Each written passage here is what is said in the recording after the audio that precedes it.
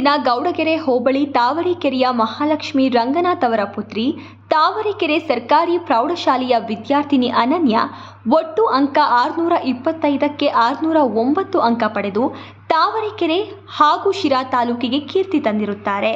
ಈ ಸಂದರ್ಭದಲ್ಲಿ ತಾಯಿ ಮಹಾಲಕ್ಷ್ಮಿ ಹಾಗೂ ಗ್ರಾಮ ಪಂಚಾಯಿತಿ ಸದಸ್ಯರಾದ ಸತ್ಯಭಾಮ, ಗ್ರಾಮ ಪಂಚಾಯಿತಿ ಸದಸ್ಯ ರತ್ನಮ್ಮ ಮತ್ತು ಪೋಷಕರಾದ ಮಂಗಳ ಹಾಗೂ ರಾಜು ಉಪಸ್ಥಿತರಿದ್ದರು. ನನ್ನ ಹೆಸರು ಅನನ್ಯ ಅಂತ. ನಮ್ಮ ತಂದೆ ಹೆಸರು ರಂಗನಾಥ, ತಾಯಿ ಹೆಸರು ಮಹಾಲಕ್ಷ್ಮಿ. ತಾವರೆಕೆರೆ. ನಾನು ಸರ್ಕಾರಿ ಪ್ರೌಢಶಾಲೆ ತಾವರೆಕೆರೆ ಶಾಲೆಯಲ್ಲಿ ಓದಿದ್ದು.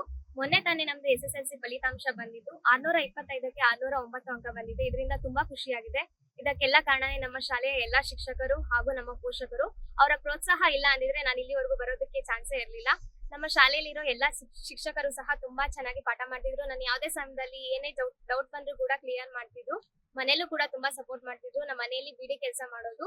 ನಮ್ಮ ತಂದೆ ಡೆತ್ ಆಗಿ 3 ವರ್ಷ ಆಯ್ತು. ಅವಾಗಿಂದನೂ ನಮ್ಮ ಚಿಕ್ಕಪ್ಪನೇ ನಮ್ಗೆ ಬೆನ್ನೆಲುಬಾಗಿ ನಿಂತು ಪ್ರೋತ್ಸಾಹ ಕೊಟ್ಟು ಓದೋದಕ್ಕೆ ಏನೇ ಬೇಕು ಅಂದ್ರೂ ನಾನ್ ಸಪೋರ್ಟ್ ಮಾಡ್ತೀನಿ, ನೀವು ಓದಿ ಅಂತ ನಮ್ಗೆ ಸಪೋರ್ಟ್ ಮಾಡ್ತು. ಇವಾಗ್ಲೂ ಕೂಡ ಹಾಗೆ ಸಪೋರ್ಟ್ ಮಾಡ್ತಿದ್ದೆ.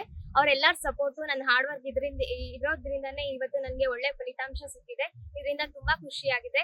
625ಕ್ಕೆ 609 ಅಂಕ ಬಂದು 97.44% ಬಂದಿದೆ. ನನ್ನ ಪ್ರತಿಭೆಯನ್ನ ಗುರುತಿಸಿ ಪ್ರೆಸಿಡೆನ್ಸಿ ಶಾಲೆಯ ಮುಖ್ಯಸ್ಥರಾದಂತಹ ಚಿದಾನಂದ ಗೌಡ ಸರ್ ಅವರು ಕೂಡ ನನಗೆ ಮೆರಿಟ್ ಮೇಲೆ ಫ್ರೀ ಸೀಟ್ ಕೊಡಿಸಿದ್ದಾರೆ. Thank you so much sir. ಇದರಿಂದ ತುಂಬಾ ಖುಷಿ ಆಯ್ತು.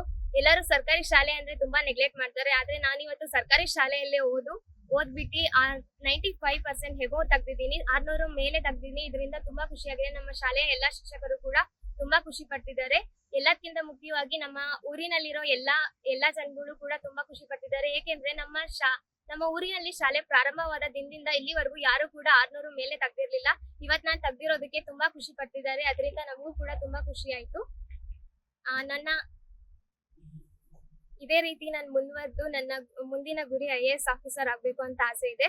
ಅದು ಕೂಡ ಆಗ್ಲಿ ಅಂತ ದೇವ್ರ ಹತ್ರ ಕೇಳ್ಕೊಳ್ತೀನಿ. ಹೀಗೆ ಎಲ್ಲರೂ ಸಪೋರ್ಟ್ ಮಾಡಿದ್ರೆ ಅದು ಕೂಡ ಆಗುತ್ತೆ. ಹೀಗೆ ನನ್ನ ಯಶಸ್ಸಿಗೆ ಕಾರಣರಾದಂತಹ ನನ್ನ ಶಾಲೆಯ ಎಲ್ಲಾ ಶಿಕ್ಷಕರು ಹಾಗೂ ಪೋಷಕರು, ಮುಖ್ಯ ಶಿಕ್ಷಕರು ಎಲ್ಲರಿಗೂ ಧನ್ಯವಾದಗಳು. Thank you.